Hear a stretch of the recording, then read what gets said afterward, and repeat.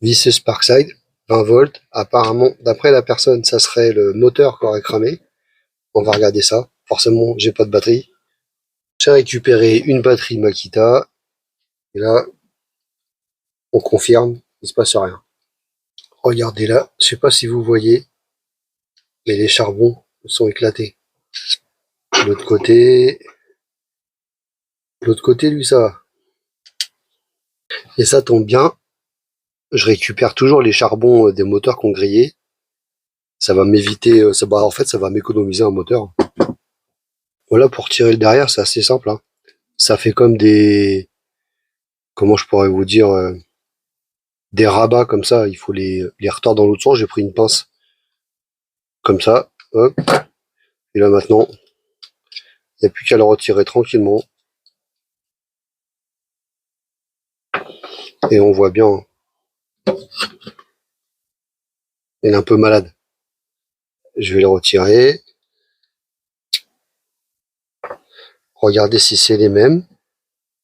Impeccable.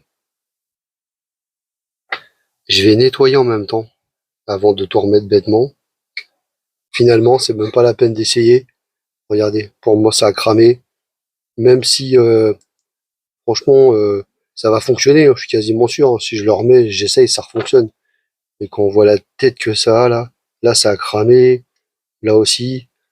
Alors, c'est déjà pas de la très bonne qualité, alors si en plus de ça. Bon, allez, hop, poubelle. Je vais chercher dans mon bazar un moteur qui pourrait aller.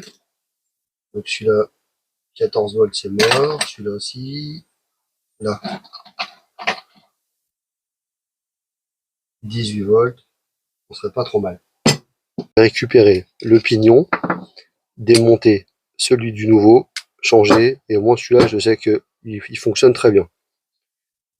Alors j'utilise souvent la même technique, je chauffe, petit moment, là je prends un clou, à défaut d'avoir autre chose, j'ai que ça, je tape, marteau, ça s'en va tout seul.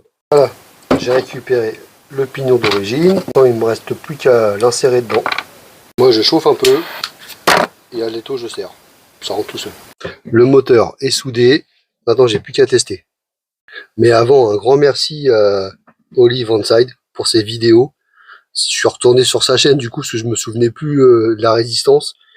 Il faut mettre une résistance de 10 kΩ entre la borne moins et le T, sinon ça démarre pas. Et là, nickel. On va essayer de l'autre côté. Maintenant, je peux monter tout. J'en ai profité pour mettre un peu de graisse dans les engrenages et donner un petit coup de nettoyage un peu partout.